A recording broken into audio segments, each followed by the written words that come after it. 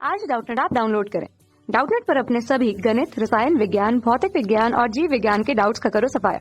बस प्रश्न की फोटो खींचो, एक ही प्रश्न को क्रॉप करो और तुरंत वीडियो सोल्यूशन पाओ। अभी डाउनलोड करें। नमस्कार दोस्तों, दिया गया प्रश्न है द्रव्य तरंगों के प्रायोगिक प्रदर्शन हेतु डेविसन जर्मर प्रयोग का वर्णन कीजिए।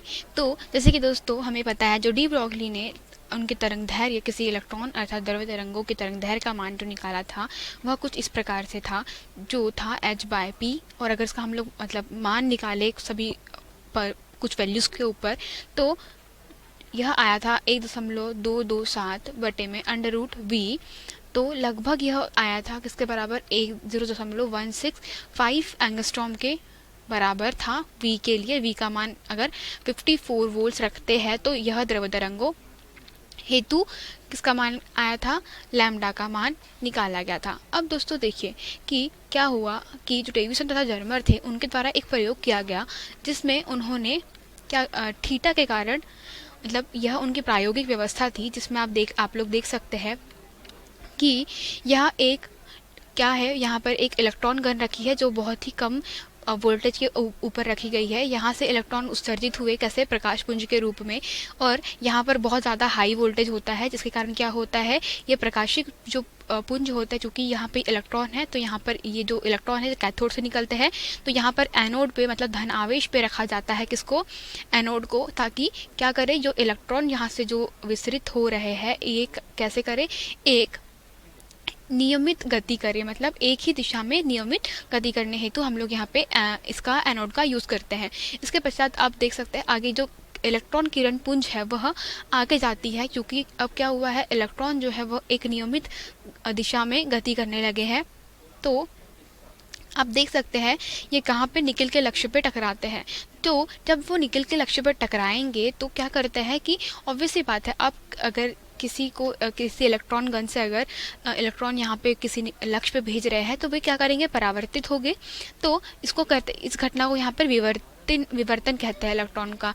तो यह क्या हो रहा है, इलेक्ट्रॉन अपने किरण पुंज के रूप में कैसे हो रहे हैं, विवर्तित हो रहे हैं, जिसका मान जो है उसके जो थीटा का मान है कि कितने एंगल से यह विवर्तित हो रहे हैं, यह किससे नाप लिया जाता है, यह चल संग्राहक या गैल्वेनोमीटर की सहायता से माप लिया जाता है।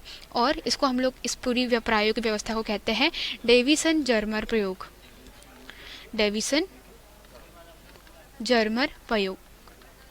और इस प्रयोग के अनुसार अब क्या हुआ कि जो चल संग्राहक गैल्वेनोमीटर धारा का मान ज्ञात कर लिया जाता है, और धारा तथा क्या किया जाता है, जो थीटा है यहाँ पर धारा आई और जो थीटा है उसके मध्य में ग्राफ खींचा जाता है। तो यही इन्हीं जो प्रायोगिक व्यवस्था है यही डेविसन जर्मर का प्रयोग था दोस्तों।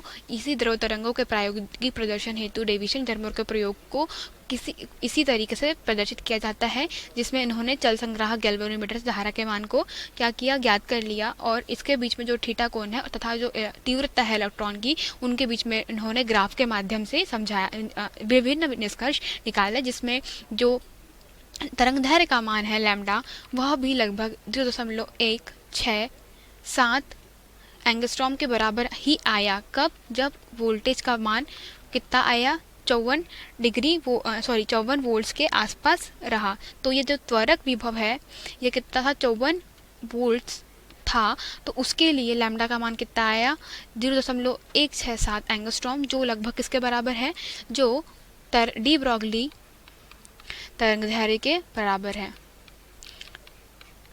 दोस्तों। तो इन्होंने डेविसन तथा जर्मर ने क्या सिद्ध किया था कि द्रव्य तरंगे जो है वह होती है, और इससे उन्होंने डी ब्रॉगली के समीकरण तथा डी ब्रॉगली के द्रव्य तरंग की जो सिद्धांत थे उसको क्या किया, सत्यापित किया दोस्तों। धन्यवाद।